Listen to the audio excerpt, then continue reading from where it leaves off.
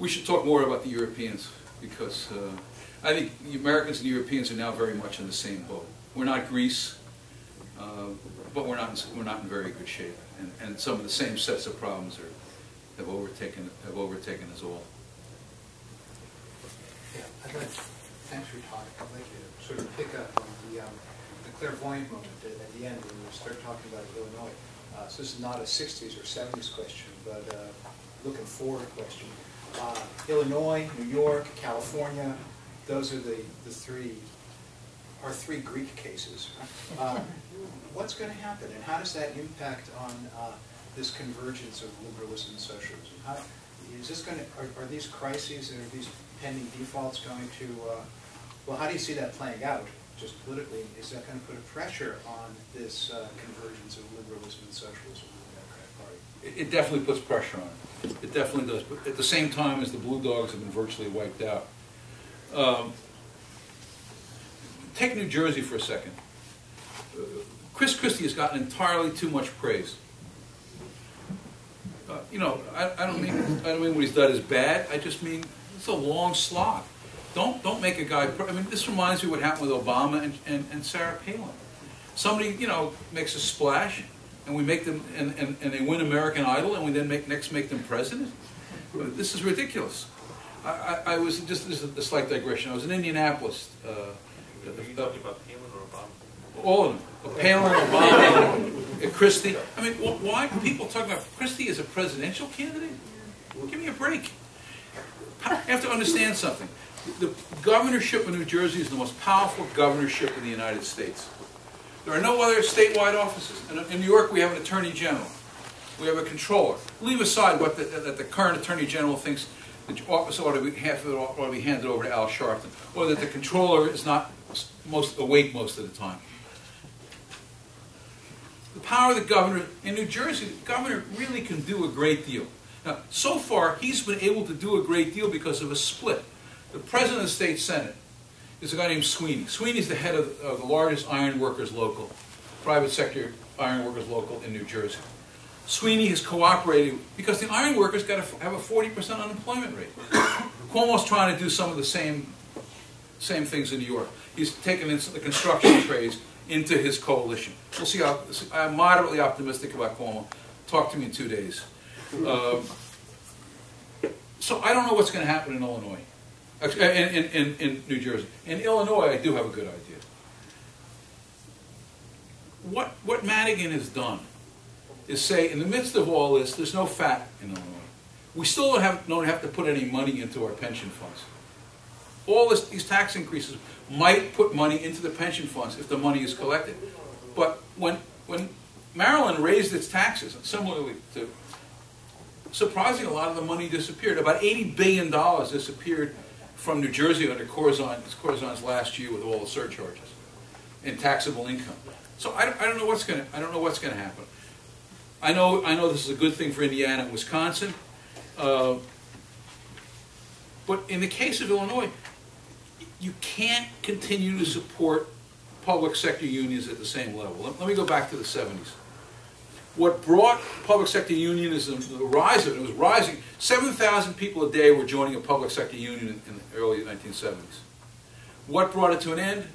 Partly the New York City fiscal crisis. The sense, oh my God, this actually has consequences. Victor Gottbaum, former president of APSI, famously said during the 70s crisis, we elect our own boss. That's exactly right. That's exactly the problem.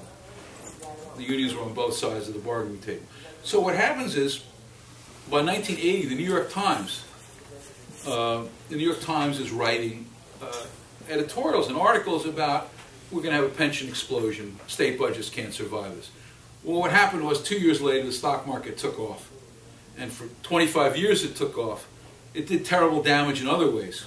The financial sector went from 7% of GDP to 23% of GDP without any great increase in productivity on its account. It was just indefensible. So what you end up having in American politics, and why I'm so pessimistic about it relative to the Europeans, well, actually I'm more pessimistic about the Europeans, but that's not because I'm optimistic about us, is two groups got to extract enormous sums from the economy. Public sector unions and financial sector without contributing anything comparable in terms of increase in productivity or value to the country. But what's going to happen? I'm sorry you said this, Russell, because this is like turning a key back here. Cuomo and Brown are going to be more similar than people realize. They're very different, obviously. They're both heirs, obviously, of governors in some one way or another.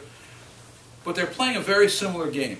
They're going to say, in the case of Cuomo, he's created, instead of calling them special interests, he's calling them stakeholders, right? And he's arraying them around a table just like this.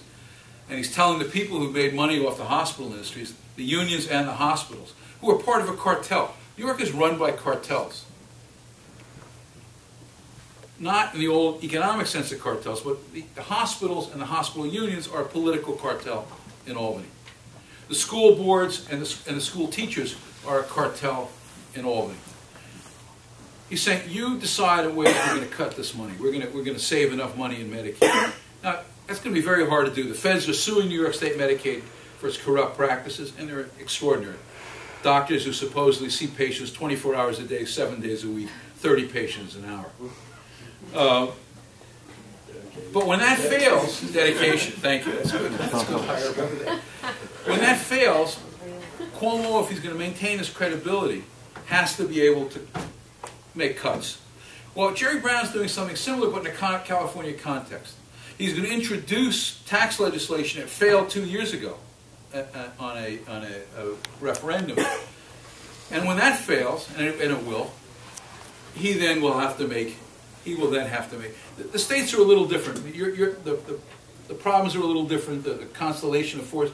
But the underlying problem of being deep, deep, deep blue states, if you can elect Barbara Boxer again, you don't have a political culture worth talking about. If you can elect Bloomberg again, you're talking about the hollowing out of democracy in a very serious way. So I don't know what's going to happen. I think what could come out of this, now this is a cheap political prognostication. If Cuomo is moderately successful, he will run to the top of the lists of Democratic candidates for president in 2016. Just moderately successful. Because it's a flat plane out there. Tell me who the major players are who could emerge as a Democratic candidate in 2016. There aren't a lot of people of stature, of interest and appeal. And that's what drives Andrew. I say this, I worked for Andrew not extensively. Put it a better way. I spent time with Andrew when he ran for governor in 2002. He wants to do what his father couldn't do. And what he's saying to people in Albany now is, pitch in, get on the train. When the train leaves, I'll take you with me. If you don't, I'll cut your legs off. And he's saying it almost exactly in those words. Did I leave out of state? How bad is it in Illinois? Rich Daley says you can't do this. What the legislature is doing. He says what the legislature is doing is unconscionable. When Rich Daley has more problems of conscience, in terms of fiscal practice, you have a serious problem in Illinois.